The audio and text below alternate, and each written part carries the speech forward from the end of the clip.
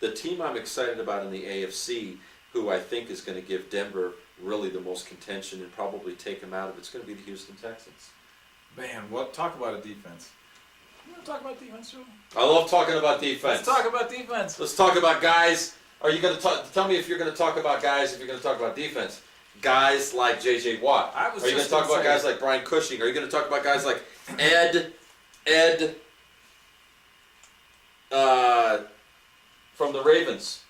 Oh, Reed. Ed Reed. Ed Reed. Talk to me. J.J. Watt is a force, and he is the heart of the Houston Texans defense. When he's on fire and he's on a roll, you know, it's hard. It's tough. You can't run on that defense, right? Teams have found that out in the last couple years. In fact, they had some games last year. Didn't they have a home game against the Packers where they smoked them by about 30 points, or did the Packers smoke the Texans? I know it makes a difference. It does make a difference. It does. It goes between jollies to embarrassing. I think it was the Texans that fell against the Packers. Oh, they did fall apart. There was a couple of games last season where the Texans fell apart. But here's the thing. The Texans, if we really look at it, all the key areas, they have the number 1 or number 2 running back in the NFL in Arian Foster. They have wide receivers, arguably number 1 or number 2, again, would be Mr. starts with an A. My goodness, how can I forget? I'm talking about it being number 1 or number 2. And Andre Johnson. Andre Johnson, Yep. Thank you. I knew it was very basic. They've got some good tight ends, and they've got guys like Daniels. They've got Owen Daniels at tight end.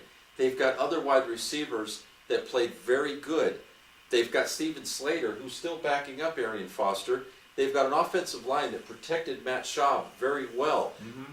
I would say their defense is definitely on task. They fell apart a little bit towards the end of the season.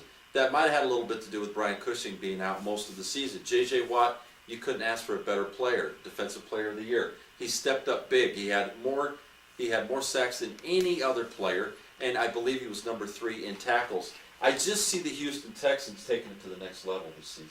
They will. They will win their division.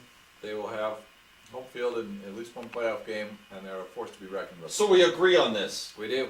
Shamil Shamazel. Hallelujah. Hallelujah, Pepper Corporated. Yes, L'chaim. L'chaim. L'chaim.